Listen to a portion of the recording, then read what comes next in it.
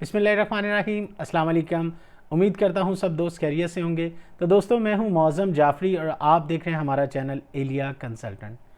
आज की वीडियो हम डिस्कस करेंगे S56 के ऊपर के ऑस्ट्रेलियन हाई कमीशन से या ऑस्ट्रेलियन एम्बेसी से जब भी किसी स्टूडेंट्स को S56 रिक्वेस्ट फॉर्म रिसीव होता है तो उसका मतलब क्या है। अगर वो S56 आपको ईमेल रिसीव होती है, उसके अंदर क्या क्या चीज़ें आपसे डिमांड की जाती हैं और उनको प्रोवाइड करने के बाद फर्दर कितना प्रोसेस हो सकता है।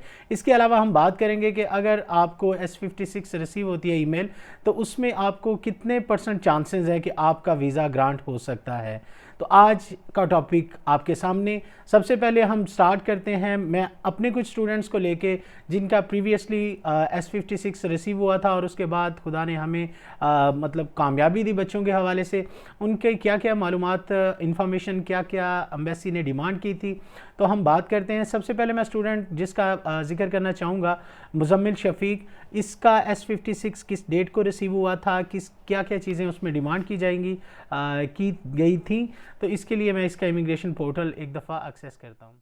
अच्छा जी, S56 हमें पहली दफ़ा जब रिसीव हुआ था, अच्छा मैं ये भी बताऊं कि इस स्टूडेंट का 2 बार ऐसे हुआ था S56 की रिक्वेस्ट हमसे डिमांड की गई थी। पहले S56 रिसीव हुआ था 4 अप्रैल 2022 को और सेकंड रिसीव हुआ था 30 जून 2022 को। यानी ये 2 दफ़ा ऐसा क्यों हुआ कि 2 दफ़ा एम्बेसी ने डिमांड किया, इस पर भी हम बात करते हैं। तो सबसे पहले देखते हैं कि S56 for request for more information, यानी ये वो चीज़ होती है कि अगर एम्बेसी को आपका केस एम्बेसी के अंदर हो और कोई ऐसी चीज़, कोई ऐसी इन्फॉर्मेशन उसको लगे कि ये इनकम्प्लीट है और एम्बेसी ने सारा केस आपका स्टडी कर लिया और वो चीज़ उसमें उसको लगे कि ये इसमें कोई प्रॉब्लम है या ये चीज़ अपडेट होने की ज़रूरत है, या उसको जो है वो चलिए हम दिखाते हैं आपको कि इसमें क्या मुजम्मिल शफीक का डिमांड किया था। अच्छा, ये पहले 4 अप्रैल को जो रिक्वेस्ट आई थी, इस वक्त स्क्रीन के ऊपर आप देख रहे हैं, तो इसको हम PDF को ओपन करते हैं तो देखते हैं कि इसमें क्या ऐसी चीज़ थी जो एम्बेसी की तरफ से मांगी गई।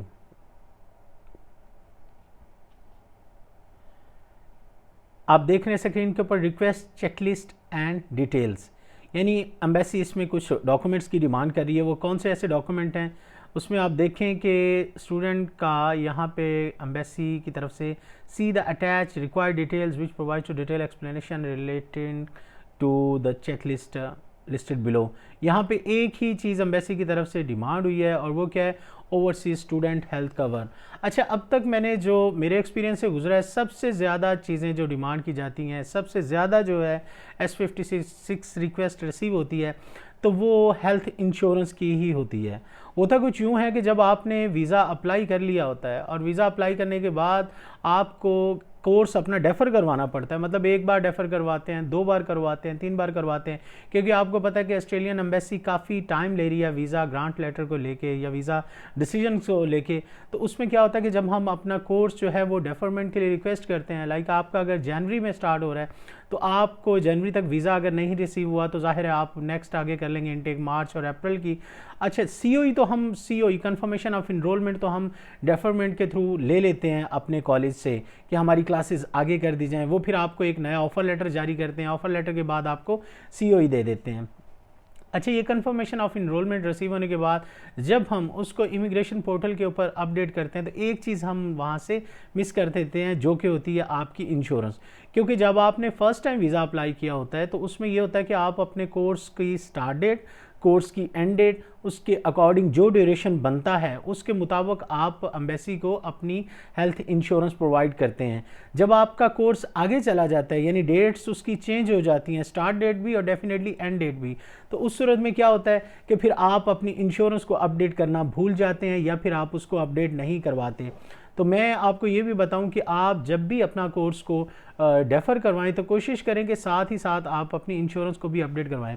तो ये मुजम्मिल शफीक का जब फर्स्ट टाइम उन्होंने मांगा था, उससे कुछ दिन पहले ही हमें डेफरमेंट रिसीव हुआ था, तो वो हमने अपडेट कर दिया था और इंश्योरेंस की अभी ईमेल आना बाकी थी क्योंकि वो अपडेट करना बाकी था, तो उस पर एम्बेसी ने हमसे डिमांड कर लिया।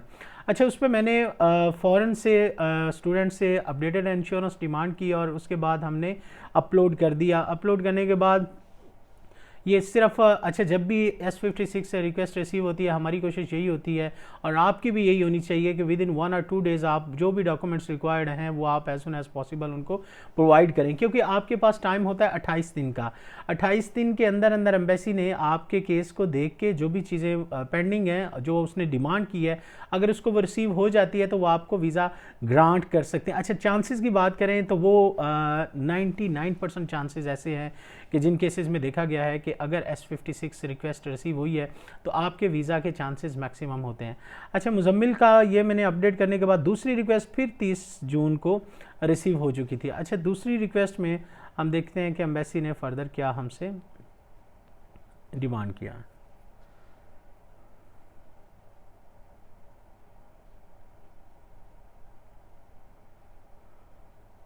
अच्छा, दूसरे में फिर हमसे डिमांड की गई हेल्थ इंश्योरेंस। अब हुआ कुछ यूँ कि हमने जब कोर्स को डेफ़र करवा लिया और उसके अकॉर्डिंगली पहले ही इंश्योरेंस भी हमने प्रोवाइड कर दी, उसके बाद तकरीबन फिर एम्बेसी ने इस पर 2 माह तक डिले किया और उसके दौरान फिर जाहिर है कोर्स स्टार्ट डेट और एंड डेट फिर अगेन जो है वो हमें अपडेट करना पड़ी। इसकी वजह से इसका 2 दफ़ा S56 रिक्वेस्ट हमें रिसीव हुई और हमने फिर as soon as possible embassy को, क्योंकि होता ही हुआ कि जब इंश्योरेंस आपने अपडेट करके भेजनी होती है तो आपकी जो भी पॉलिसी आपने परचेज़ की है उसको आपने ईमेल करना होता है, या अगर आपके पास पोर्टल की एक्सेस है तो आप वहाँ से भी अपडेट कर सकते हैं, लेकिन उसके लिए आपको फ्यू चार्जेस मोर आपको पे करने होते हैं। और उसके बाद ये होता है कि आपको सर्टिफिकेट विद इन 24 आवर या 48 आवर्स आपको रिसीव हो जाता है, तो आप इस तरह उसके ऊपर अपलोड कर सकते हैं। अच्छा, ये हमने अपलोड कर दिया था 4 अप्रैल के बाद। दूसरा जो S56 थी आप देख रहे हैं 30 जून को, और 30 जून को जब हमने इसको अपलोड किया तो ऊपर आपको ग्रांट नोटिफिकेशन भी नज़र आ रहा है कि 1 जून 2000, यानी एक दिन हमने रिक्वेस्ट किया, यानी हमें जो S56 30 जून को रिसीव हुआ और उसी दिन मैंने इंश्योरेंस भी अपडेट कर दी थी और अगली मॉर्निंग ही हमें वीज़ा रिसीव हो गया। अच्छा, ये तो हो गया मुजम्मिल शफ़ी का। दूसरे किसी स्टूडेंट का मैं आपको यहाँ पे अगेन दिखाता हूँ जो थोड़ा सा हेल्थ इंश्योरेंस से हट के है कि एम्बेसी ने क्या डिमांड की थी, तो वो मैं लॉगिन करूँगा। समर साजिद भी आपको पता है कि हमारी स्टूडेंट ऑलरेडी इन ऑस्ट्रेलिया, और इसकी 56 की रिक्वेस्ट किस डेट को आई थी और क्या डिमांड किया था। इसमें इंश्योरेंस से हट के कुछ डिमांड किया गया था, वो भी मैं आपसे शेयर करना चाहूँगा। Just an second, I am trying to log in her इमिंग अकाउंट। जी, तो ये समर साजिद का भी इमिग्रेशन पोर्टल मुझे एक्सेस मिल गई इसकी। अच्छा, इसमें आपको मैं दिखाता हूँ कि S56 की रिक्वेस्ट कब डिमांड की गई और उसके बाद कितना प्रोसेसिंग टाइम लगा, मतलब S56 के बाद कितना टाइम लगा वीज़ा रिसीव होने तक। तो इसमें हम ओपन करते हैं कि देखें आपको 29 जून आपको यहाँ पे नज़र आ रहा है, डेट मैंने हाईलाइट की है कि 29 जून को S56 डिमांड की गई। और इसमें मैं आपको दिखाता हूँ कि क्या ऐसा डॉक्यूमेंट था जो इंश्योरेंस से हट के था जो एम्बेसी ने इस पर रिक्वेस्ट किया कि हमें प्रोवाइड किया जाए। और आप समझ सकते हैं कि जब भी एम्बेसी कोई चीज़ डिमांड करती है तो डेफिनेटली आपके केस को कंसिडर कर रही होती है और उसके ऊपर वर्क कर रही होती है, और पॉजिटिव चांसेस होते हैं कि S56 आने के बाद आपके वीज़ा के चांस मैक्सिमम होते हैं। अच्छा, यहाँ पे आपको दिखाऊं कि 2 चीज़ें डिमांड की गई थी। एक आपको ऊपर नज़र आ रहा है financial capacity, please refer to the information below, और दूसरा हेल्थ इंश्योरेंस। हम सबसे पहले डिस्कस करते हैं फाइनेंशियल्स को। तो फाइनेंशियल्स में आप यहाँ पे रीड कर सकते हैं कि एम्बेसी कह रही है in order to meet expense of the course fee, living cost, school cost and travelling cost to you need to आपको 28,713, यानी आपको डॉलर जो है वो चाहिए आपकी living cost, tuition fees, each and everything को जो बनती है 28,713। जबकि डिपार्टमेंट ने आपकी बैंक स्टेटमेंट को वेरीफाई किया तो उसमें पड़े हुए थे 26,385 डॉलर, यानी एम्बेसी कह रही है कि जी आपने जो डॉलर्स हमें प्रोवाइड किए हैं वो कम पड़ रहे हैं। अच्छा, हुआ कुछ यूँ कि जब वीज़ा अप्लाई किया था, क्योंकि वीज़ा लगा 6 से 7 माह का टाइम, जब वीज़ा अप्लाई किया गया था तो स्टूडेंट ने और उनके पेरेंट्स ने हमें लिविंग कॉस्ट जो दी हुई थी वो पूरी थी, एटलीस्ट मतलब जो बनती थी अमाउंट वो 37-38 लाख इतनी अमाउंट बनती थी। जो पाकिस्तानी रुपीस में थी, और तब के रेट के हिसाब से देखा जाता तो ये 28,000 समथिंग जो भी डिमांड आज एम्बेसी ने किया वो पूरी हो रही थी। लेकिन वीज़ा चूंकि डिले हुआ और उसके बाद आपको पता है कि डॉलर का रेट कितना इंक्रीज़ हो गया, उसकी वजह से एम्बेसी को डॉलर्स जो है वो मज़ीद शो करवाना ज़रूरी था कि उसने कहा जी $2328 फ़ंड्स जो है हमें मज़ीद चाहिए।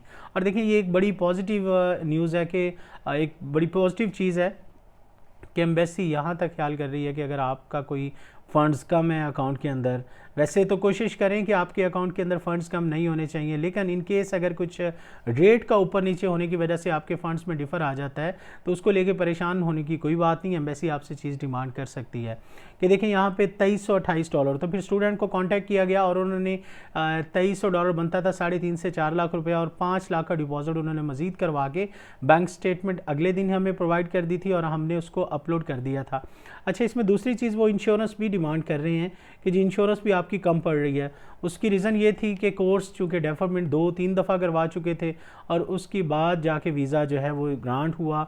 अच्छा, इसका वीज़ा हमने चूँकि डॉक्यूमेंट्स तो एज सुन एज़ पॉसिबल दे दिए थे, काफ़ी टाइम लिया एम्बेसी ने। जैसे मैं पिछली बता रहा था स्टूडेंट का मुजम्मिल का, तो कि उसका हमें 2 बार जो है वो डेफर करवाना पड़ा, मीन्स 2 बार S56 रिसीव हुआ। यहाँ देखिए कि 29 जून को एम्बेसी ने डिमांड किया था और हमने उसके बाद 30 जुलाई को, यानी तकरीबन पूरा 1 महीना लगा एम्बेसी के अंदर S56 को लेके। तो आप लोगों में से जिस स्टूडेंट को इस तरह की रिक्वेस्ट रिसीव होती हैं तो उसको पॉजिटिव लें, कोशिश करें कि जितनी जल्दी हो सके डॉक्यूमेंट्स को पूरा करें ताकि एम्बेसी जो है उसके ऊपर फ़ौरन से काम कर सके। दूसरी चीज़ का ख्याल रखें कि जब भी आपका COE डेफरमेंट आती है तो आप साथ ही अपने कंसल्टेंट से ये भी रिक्वेस्ट करें कि सर मेरी इंश्योरेंस भी अपडेट होने वाली है, प्लीज़ वो भी अपडेट करें, ताकि एम्बेसी आपसे डिमांड करने की बजाय जिस दिन आपसे S56 की रिक्वेस्ट सेंड करती है, अगर आपकी चीज़ें सारी पूरी होती हैं तो उसी डेट पे आपको वीज़ा ग्रांट लेटर भी रिसीव हो सकता है। तो मेरी बेस्ट विशेज़ हैं आप तमाम स्टूडेंट्स के लिए जिन का वीज़ा एम्बेसी में है। तो उम्मीद करता हूँ कि आज की वीडियो आपको अच्छी लगी होगी। मेरा चैनल सब्सक्राइब कर लें ताकि मज़ीद वीडियोज़ आपको मिलती रहें। Thank you so much. अल्लाह हाफिज़।